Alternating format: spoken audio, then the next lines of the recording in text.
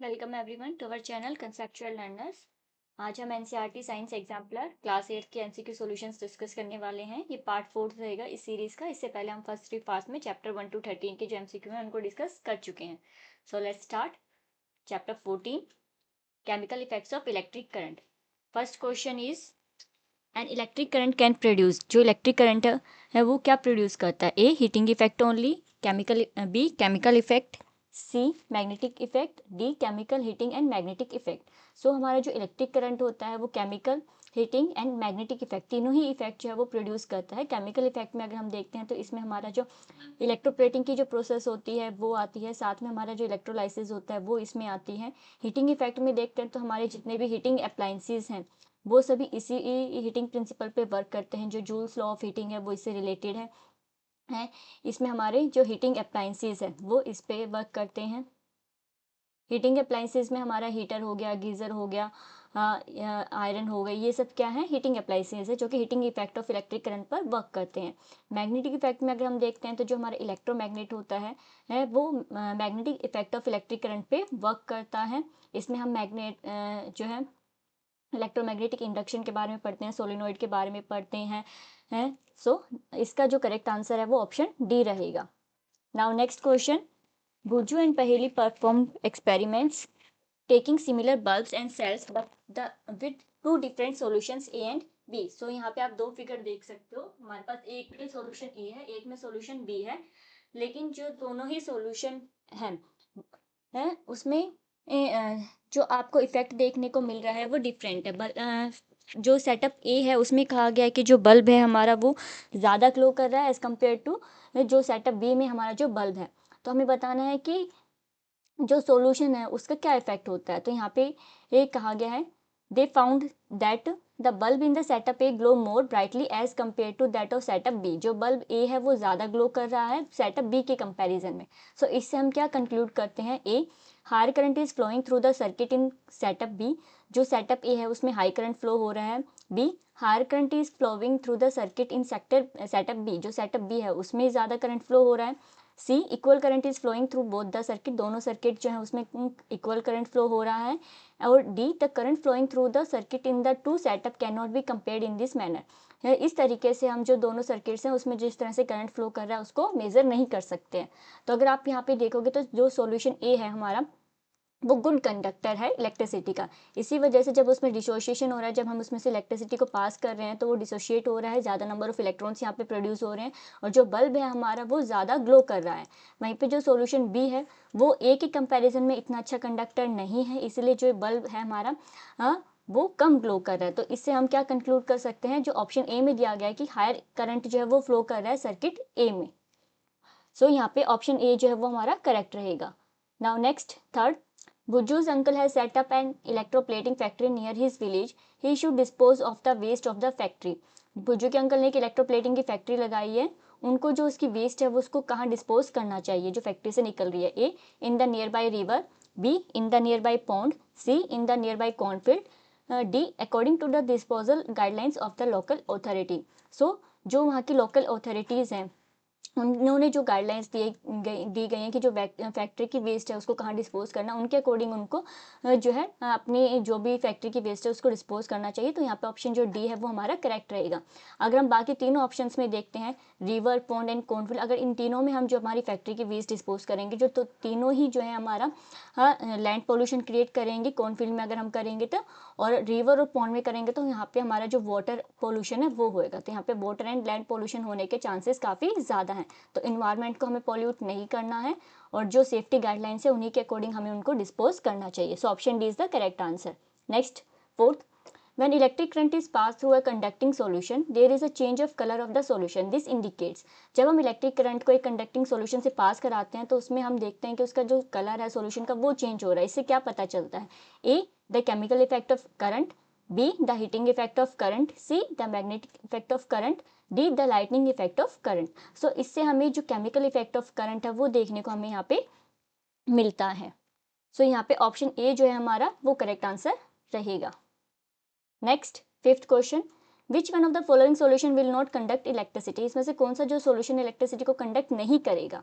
ए lemon juice, B vinegar, C tap water, D vegetable oil. So जो lemon juice है उसमें आप देखोगे कि हमारा जो सिट्रिक एसिड है वो यहाँ पे प्रेजेंट होता है। सिट्रिक एसिड जो है वो गुड कंडक्टर में आता है तो इलेक्ट्रिसिटी को कंडक्ट करेगा। विनेगर जो है, विनेगर हमारा एसिटिक एसिड होता है तो ये भी गुड कंडक्टर्स में आता है, तो ये भी इलेक्ट्रिसिटी को कंडक्ट करेगा। जो टैप वाटर होता है उसमें काफ़ी सारे सॉल्ट और जो मिनरल्स होते हैं वो डिजोल्व होते हैं जो कि गुड कंडक्टर होते हैं इलेक्ट्रिसिटी के लिए, इसलिए ये भी इलेक्ट्रिसिटी को कंडक्ट करेगा। लेकिन जो वेजिटेबल ऑयल है इसमें कोई भी ये जो है डिसोसिएशन नहीं होता, इलेक्ट्रॉन्स का करंट नहीं बनता है, फ्लो नहीं होता है, तो ये बैड कंडक्टर है। सो ऑप्शन जो डी है हमारा वो यहाँ पे करेक्ट आंसर रहेगा। Next question 6, which of the following metal is used in electroplating to make objects appear shining. इसमें से कौन सा जो मेटल है उसकी इलेक्ट्रोप्लेटिंग की जाती है ऑब्जेक्ट को शाइनिंग अपीयरेंस देने के लिए। ए आयरन, बी कॉपर, सी क्रोमियम, डी एल्यूमिनियम। सो जो ऑब्जेक्ट्स हैं उनको शाइनिंग अपीयरेंस देने के लिए हम जो क्रोमियम की प्लेटिंग करते हैं, तो यहाँ पे ऑप्शन जो सी है वो यहाँ पे करेक्ट रहेगा। Next 7th question, which of the following solution will not make the bulb in figure glow. यहाँ पे जो सॉल्यूशंस हमें गिवन है ऑप्शंस में, बताना कि कौन सा सॉल्यूशन जो है वो हमारे बल्ब को ग्लो नहीं करेगा, will not make the bulb glow. So A is sodium chloride, B copper sulphate, C silver nitrate, D sugar solution in diluted water. So अगर आप देखोगे तो जो ऊपर की जो तीनों सॉल्यूशंस हैं, sodium chloride, copper sulphate and तीनों ही क्या है हमारे सोल्ट्स हैं, और सोल्ट्स क्या होते हैं हमारे गुड कंडक्टर्स में आते हैं, तो ये तीनों ही जो है इलेक्ट्रिसिटी को कंडक्ट करेंगे। जबकि जो फोर्थ ऑप्शन है हमारा शुगर सॉल्यूशन, शुगर सॉल्यूशन जो है वो हमारा एक हाइड्रोकार्बन है, ठीक है, कार्बोहाइड्रेट से बनता है, तो ये बैड कंडक्टर्स में आता है। इसमें कोई भी डिसोसिएशन हमें इलेक्ट्रॉन्स का देखने को नहीं मिलता है, कोई भी OH या H नेगेटिव आयंस यहाँ पे देखने को नहीं मिलते, OH नेगेटिव और H+ आयन यहाँ पे नहीं मिलेंगे, तो इसमें जो है इलेक्ट्रिसिटी कंडक्ट नहीं होगी। सो option D is the correct answer.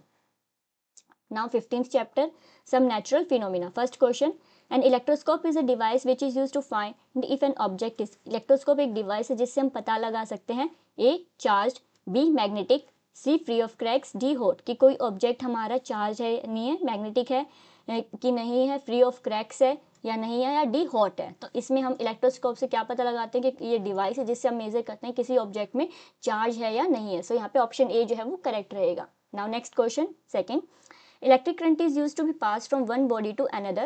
For this purpose the two bodies must be joined by.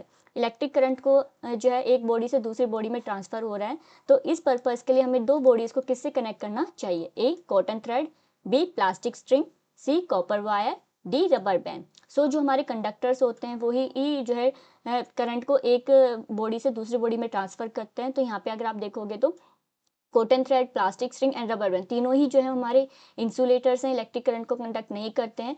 Copper wire हमारा गुड कंडक्टर में आता है, तो यहाँ पे ऑप्शन सी जो है हमारा करेक्ट आंसर रहेगा।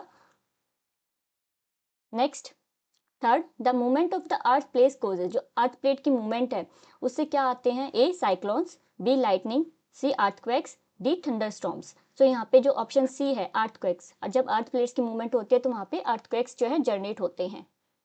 Fourth, two charged objects are brought close to each other. Choose the most appropriate statement from the following.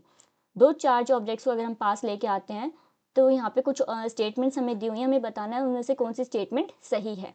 A they may attract, B they may repel, C they may attract और repel depending on the type of charges they carry, D there will be no effect. So option A में कहा गया कि वो दोनों attract करेंगी, B में कहा गया है कि वो दोनों रिपेल करेंगी, एक दूसरे से दूर जाएंगी, सी में कहा गया है कि उनके चार्ज के ऊपर डिपेंड करता है कि वो एक दूसरे से को अट्रैक्ट करेंगे या रिपेल करेंगी, और डी में कहा गया कि कोई भी इफेक्ट नहीं होगा। तो यहाँ पे ऑप्शन जो सी है हमारा वो यहाँ पे करेक्ट है, क्योंकि ये चार्ज पे डिपेंड करेगा। अगर दोनों का पॉजिटिव चार्ज होगा ऑब्जेक्ट्स का तो वो रिपेल करेंगी, अगर दोनों का नेगेटिव चार्ज होगा तो वो अगेन रिपेल करेंगी। अगर पॉजिटिव नेगेटिव होगा, एक बॉडी का पॉजिटिव दूसरी का नेगेटिव, तो वो अट्रैक्ट करेंगे। तो ये किस पे डिपेंड कर रहा है, हमारे चार्ज पे डिपेंड कर रहा है कि बॉडी जो है अट्रैक्ट करेगी या रिपेल। तो यहाँ पे जो ऑप्शन सी है वो यहाँ पे करेक्ट आंसर है। Now next question fifth, which of the following is not likely to cause tsunami. इसमें से कौन सी केस में हम सुनामी ये जो है देखने को नहीं मिलेगी। A major nuclear explosion under the sea, B earthquake, C volcanic eruption, D lightning. So जो सुनामी के कोजेज होते हैं उसमें आप देखते हो अगर हमने कोई मेजर न्यूक्लियर एक्सप्लोजन की अंडर सी, तो उससे भी जो सी की जो प्लेट्स होती हैं, सी का जो सरफेस होता है उसमें मूवमेंट होती है, तो इस केस में भी हमें सुनामी देखने को मिलती है। अर्थक्वेक में ऑब्वियसली बात है, जब आपने एग्जाम काफ़ी देखा होगा कि जो जापान में सुनामी आई थी वो अर्थक्वेक की वजह से ही आई थी। सी वोल्केनिक इरप्शंस की वजह से भी सुनामी आ सकती है। डी लाइटनिंग की वजह से सुनामी नहीं आती है, तो यहाँ पे जो ऑप्शन डी है वो यहाँ पे हमारा करेक्ट आंसर रहेगा। बाकी तीनों ही जो केसेस हैं उसमें सुनामी के आने के चांसेस होते हैं। Next 6th question, the earth plate responsible for causing earthquake is, जो अर्थ की प्लेट हैं वो रिस्पॉन्सिबल होती हैं अर्थक्वेक के लिए, तो उससे हम क्या कहते हैं? A the crust of the earth, B the mantle of the earth, the inner core of the earth, and D the outer core of the earth. So जो क्रस्ट ऑफ द अर्थ है वो एक सिंगल प्लेट नहीं है, इस तरह से वो काफ़ी टुकड़ों में जो है वो बनी हुई है। इस तरह से आपको जो है प्लेट्स देखने को मिलती हैं। तो यहाँ पे ये जो प्लेट्स हैं इनके जो जॉइंट्स हैं उनको हम फोल्ड्स या सिस्मिक जोन्स बोलते हैं, और जब इन प्लेट्स में मूवमेंट होती है, एक दूसरे के ऊपर स्लाइड करती हैं या एक दूसरे से कोलाइड करती हैं, तब हमारे अर्थक्वेक्स आते हैं। तो ये जो प्लेट है इसको हम क्या कहते हैं? क्रस्ट कहते हैं। तो जब क्रस्ट में मूवमेंट होती है उससे हमारे अर्थक्वेक्स आते हैं। So option is the correct answer. 7th, consider the list of terms given below: seismic zone, fault zone, mantle, inner core. The boundaries of the earth plate are known as, जो earth plate की boundaries हैं उन्हें हम क्या कहेंगे? सो अभी हमने discuss किया था कि जो अर्थ है हमारी वो सिंगल पीस में नहीं है, उसका जो अपर सरफेस है इस तरह से प्लेट्स की फॉर्म में है। इन प्लेट्स की जो बाउंड्रीज हैं उसको हम सिस्मिक जोन या फोल्ट जोन बोलते हैं। ये जो है हमारे क्या है? सिस्मिक या फोल्ट जोन। और इन फोल्ड जोन में मूवमेंट होती है, ये या तो कोलाइड करते हैं या स्लाइड करते हैं एक दूसरे पे, और जब इनमें मूवमेंट होगी उसी से हमारे अर्थक्वेक जनरेट होते हैं। तो इन बाउंड्रीज को हम क्या कहते हैं? Seismic and fault zones. So 1 और 2 जो है ए ऑप्शन हमारा यहाँ पे करेक्ट रहेगा। और ये जो लेयर है अर्थ की इसे हम क्या कहते हैं? क्रस्ट। ऊपर वाली क्रस्ट होती है, देन जो है मेंटल आती है जो अर्थ की सेकेंड लेयर है मोल्टन स्टेट में, फिर inner outer core and inner core. पहले आउटर कोर आता है हमारा,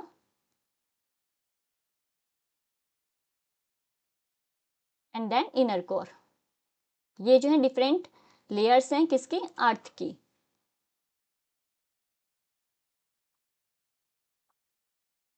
now next question, outermost layer of earth is crust, जो अर्थ की आउटरमोस्ट लेयर है उसे हम क्या कहते हैं? A mantle, B outer core, C crust, D inner core. So outer layer is crust, option C is the correct answer. Now next question, 9th, major earthquakes are likely occur to in, जो major earthquakes हैं वो आने के less chances हैं कहाँ पे? So options हैं A north east India, B Rajasthan, C Rann of Kutch, D Odisha. So यहाँ पे अगर ऑप्शन पे देखोगे तो जो ओडिशा है उसमें आने के सबसे कम चांसेस हैं अर्थक्वेक। जो ओडिशा है वो गोंडवाना लैंड का पार्ट है, सबसे ओल्डेस्ट प्लेट है, और यहाँ पे बहुत कम ही आपको जो है सिस्मिक एक्टिविटीज़ देखने को मिलेंगी। बाकी जो तीनों एरियाज है, रन ऑफ कच्छ में भी आपने देखा होगा जो भुज है उसमें 2001 में काफ़ी तेज़ जो है अर्थक्वेक आपको देखने को मिला था। नॉर्थ ईस्ट जो है वहाँ पर भी हमारी ये जो सिस्मिक जोन्स हैं वो आते हैं। जो राजस्थान है वो भी हमारा जो है रन ऑफ कच्छ और राजस्थान के बीच में जो फोल्ट जोन है उसके उसमें आता है। तो इन तीनों ही जगहों पर ज़्यादा चांसेस हैं, लेकिन ओडिशा में सबसे कम चांसेस हैं अर्थक्वेक्स के। So option D is the correct answer. 10th, consider the list of terms given below, यहाँ पे कुछ टर्म्स दी गई हैं tsunami, second landslide, third floods, fourth lightning. Earthquakes can cause, so earthquakes इनमें से क्या कोज कर सकते हैं? सो अर्थक्वेक्स से सुनामी भी देखने को मिल सकती है आपको, लैंडस्लाइड भी हो सकते हैं, फ्लड्स भी आ सकते हैं। फ्लड्स किस कंडीशन में आएंगे? अगर आप कोई हिली या माउंटेन एरिया देखते हो और वहाँ पे ये रिवर है या ग्लेशियर्स हैं, ठीक है, तो और या कोई लेक है बड़ी और वहाँ पे कोई सिस्मिक एक्टिविटी अर्थक्वेक होता है, तो वहाँ पे जो है फोल्ट जोन्स क्रिएट हो जाते हैं। जो लेक हैं लैंडस्लाइड की वजह से वहाँ से पानी जो है ओवरफ्लो हो जाता है, जिस केस में फ्लैश फ्लड्स आने के चांसेस काफ़ी ज़्यादा होते हैं। ये भी आपने देखा भी होगा न्यूज़ में, जो उत्तराखंड है वहाँ पे उतने काफ़ी जो फ्लैश फ्लड्स हैं वो आते रहते हैं। So first, second and third जो ऑप्शन है वो यहाँ पे करेक्ट है। लाइटनिंग जो है वो अर्थक्वेक की वजह से नहीं होती है, तो first A option is the correct. Now 16th chapter, light. First question, part of the eye which controls the light entering is called. Light आई का वो पार्ट जो लाइट की एंट्री को कंट्रोल करता है उसे हम क्या कहते हैं? A iris, B cornea, C lens, D retina. So A option जो हमारा आइरिस है वो यहाँ पे करेक्ट आंसर रहेगा। Next, we can see a non luminous object when light, हम एक नॉन ल्यूमिनस ऑब्जेक्ट को देख सकते हैं जब light A option is emitted by the object falls on the eye. जब ऑब्जेक्ट जो है से निकली हुई लाइट हमारी आई में जाती है। B is reflected from the object towards our eye, जो ऑब्जेक्ट है वो उस लाइट को रिफ्लेक्ट करता है और तब वो लाइट हमारी आईज में जाती है। C completely passes through the object, object से कंप्लीटली पास हो जाती है light. D gets completely absorb by the object, तो वो जो ऑब्जेक्ट है वो कंप्लीटली उसको एब्जॉर्ब कर लेता है। तो जो नॉन ल्यूमिनस ऑब्जेक्ट्स हैं उसको हम कब देखेंगे, जब वो लाइट को रिफ्लेक्ट करेंगे। सो ऑप्शन बी जो है हमारा वो यहाँ पे करेक्ट आंसर रहेगा। अगर कोई ऑब्जेक्ट एमिट कर रहा है तो वो नॉन ल्यूमिनस तो होगा ही नहीं, वो क्या कहलाता है, हमारा ल्यूमिनस ऑब्जेक्ट कहलाता है। अगर कोई कंप्लीटली पास कर दे रहा है, लाइट कंप्लीटली उसमें से पास हो रही है, तो वो हमारा ट्रांसपेरेंट ऑब्जेक्ट होगा। और कोई अगर पूरी तरह से उसको जो है ऑब्जर्व कर रहा है तो वो हमारा क्या कहेगा, ओपेक ऑब्जेक्ट होगा। सो यहाँ पे किसी नॉर्मल ऑब्जेक्ट को हम कब देख सकते हैं, जब लाइट उससे रिफ्लेक्ट होएगी। तो option B is the correct answer. Third question, light is falling on surface S1 S2 and S3। यहाँ पे तीन सरफेसेस आप देख सकते हो, S1 S2 and S3। Surfaces on which the angle of incidence is equal to the angle of reflection are. हमें बताना इन तीनों सरफेस में से ऐसे कौन से सरफेस हैं जिसमें एंगल ऑफ इंसिडेंस जो है वो एंगल ऑफ रिफ्लेक्शन के इक्वल होगा। तो जब हम लॉज पढ़ते हैं रिफ्लेक्शन के, तो उसमें आप देखोगे कि जो एंगल ऑफ इंसिडेंस है वो एंगल ऑफ रिफ्लेक्शन के बराबर होता है हमेशा, ऑलवेज। सो ऑलवेज का मतलब क्या है, चाहे कोई भी केस हो, कैसा भी सरफेस हो, हमेशा एंगल ऑफ इंसिडेंस जो है एंगल ऑफ रिफ्लेक्शन के इक्वल होगा। तो यहाँ पे तीनों ही सरफेस में हमें एंगल जो है वो इक्वल देखने को मिलेगा। तो यहाँ पे all the three surfaces, option D is the correct answer. Now fourth question, a tiny mirror M is fixed on a piece of cardboard placed on a table. The cardboard is illuminated by light from a bulb. The position of I with respect to position of bulb is shown as A, B, C and D. In which position mirror will be visible? तो यहाँ पे एक चार surface है, वहाँ पे एक छोटा सा मिरर हमने दिया रखा हुआ है M, जो हमारा मिरर है। इस मिरर पे हम जो बल्ब है उससे लाइट जो है इस पे पास करवा रहे हैं। तो हमें बताना है कि हमें हमारी जो आई है उसकी पोजीशन कहाँ रहे ताकि हमें ये जो मिरर है ये दिखाई दे। तो जहाँ पे इसकी आई जो है वो रिफ्लेक्ट होके सीधी हमारी आईज में आएंगे, सिंपल सी बात है, हमें वहीं पे जो है मिरर जो है वहाँ से ही जो मिरर है वो दिखेगा, विजिबल होगा। तो इस केस में आप देखते होगे कि जो ए है वहाँ से सीधा हमारी आई में जाएगी, बी जो है उससे थोड़ा सा दूर जो है रिफ्लेक्ट हो रही है, इस तरह से एंगल बनेगा।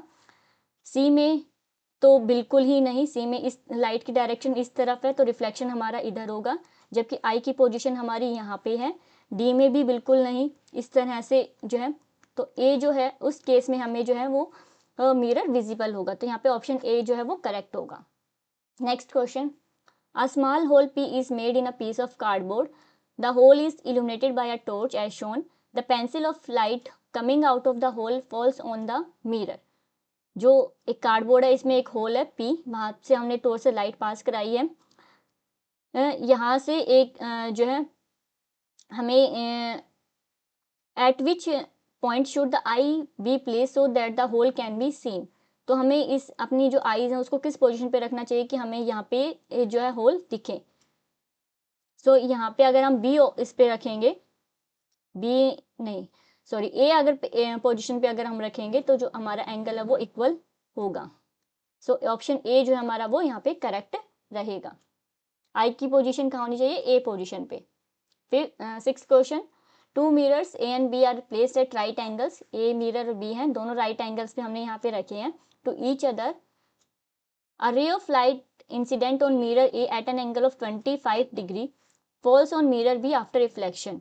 ये यहाँ से हमने कोई लाइट लिया है जो 25 डिग्री का एंगल बना रही है और ये रिफ्लेक्ट हो रही है और बाद में बी पे जा रही है।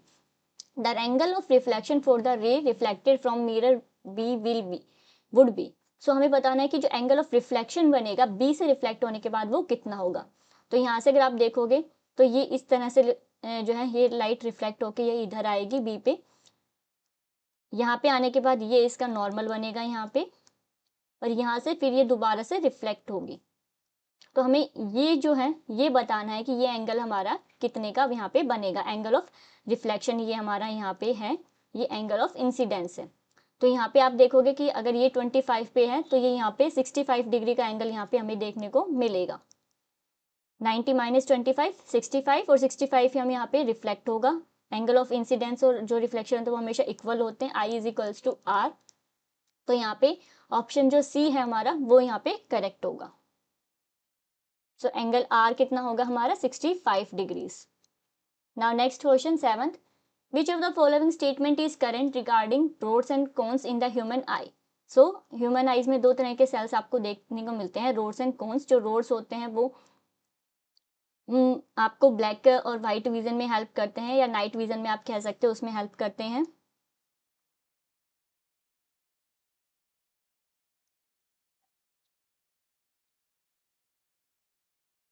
जबकि जो कोन्स होते हैं वो आपको कलर्स जो है उसको देखने में हेल्प करते हैं, कलर विजन देते हैं ये। सो ऑप्शंस में आपको कहा गया है कौन सा स्टेटमेंट करेक्ट है। A, cones are sensitive to dim light. B, cones are sensitive to bright light. C, rods are sensitive to bright light.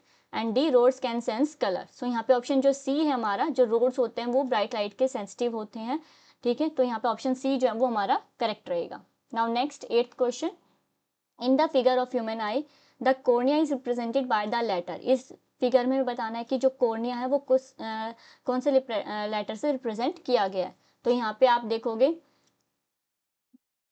तो सी जो है हमारा, सी किसको रिप्रेजेंट कर रहा है, कॉर्निया को रिप्रेजेंट कर रहा है। इसके बाद बी जो है हमारा वो आइरिस को रिप्रेजेंट कर रहा है। ये जो है हमारी जो मसल्स हैं, और ए जो है हमारा आइरिस को रिप्रेजेंट कर रहा है। तो यहाँ पे जो सी ऑप्शन है वो करेक्ट रहेगा, option C is the correct answer. So I hope आपको वीडियो अच्छी लगी होगी, चैनल को लाइक शेयर सब्सक्राइब करेंगे। यहाँ और बाकी की जो वीडियोस हैं उनको देखेंगे, प्लेलिस्ट में आपको सारी जो वीडियोस हैं वो देखने को मिल जाएंगे। सही, थैंक यू।